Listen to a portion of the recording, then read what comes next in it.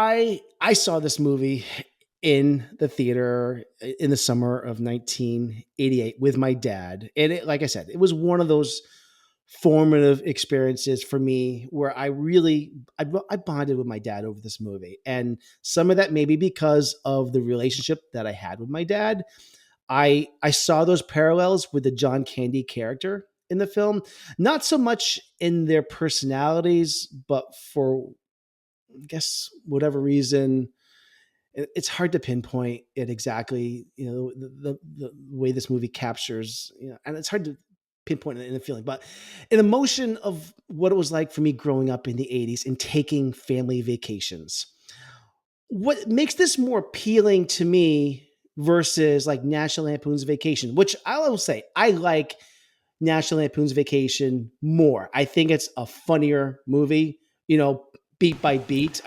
Yeah, that But movie. Yeah, it's more but iconic. Yeah, if you will compare them, because I think there's a lot that compares. Both written by John. Well, both John Hughes wrote the original script for Vacation, and he kind of pirated his own material for this movie. But Vacation is it's a much more cynical film, I would say. But The Great Outdoors has a huge heart. In the Vacation films, some are much funnier than others. But like I said, it's rooted in cynicism. In The Great Outdoors is just more realistic portrayal of what vacations are like for me growing up. And definitely understand that. of Yeah, course, there are some outlandish things that happen in this film, but at its core, it's a movie that represents all the family vacations that I went on with my family that didn't quite live up to the brochure. But looking back at those times now, I would give anything to relive those summer days with my parents. And I miss so much my parents taking me on vacation. And I went to some obscure places like this. We went up to cabins up in Prince Edward Island and upstate New York. oh, nice. And I'm doing everything I can to give those experiences to my two girls right now, because I know they may not appreciate it to its fullest right now, but someday they will look back at these trips and be in my shoes I am right now and remember fondly of when they were kids and everything we did to create these memorable experiences for them growing up. But I will say this movie is not without some flaws. From an outside perspective, this film honestly is really nothing more than a series of gags. If Right. you are not into that, then maybe don't even attempt it. But I'd say a majority of the gags I think do hold up, which actually surprised me. I hadn't watched this movie probably in 20 years. What I forgot though was just how funny the dialogue was in this. I remember the gags. I remember the water skiing. I remember the Yeah. stuff with the bear. I remember the 96er and all of these things.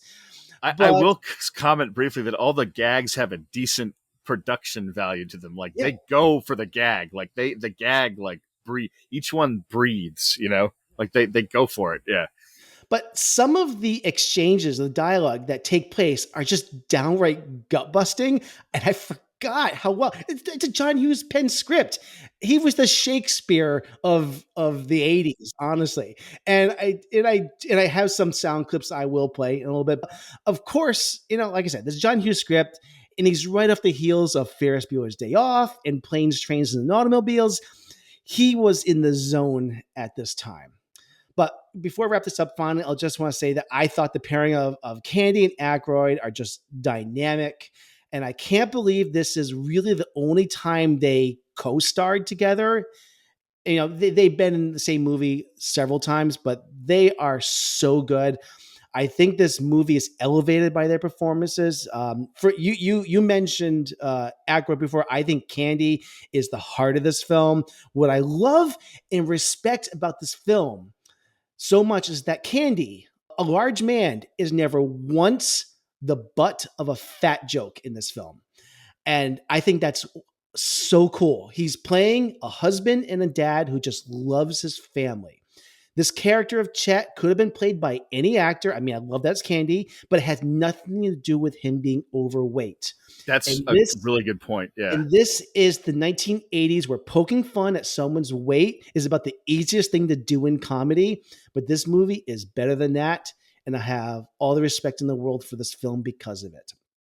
So my final rating for this is still 3.5 because there are plenty of dated things in this. I love this movie, but I do understand that there is a lot in here that is kind of like, ugh, like don't get me started on the raccoons. All right, but Ba ba ba ba ba.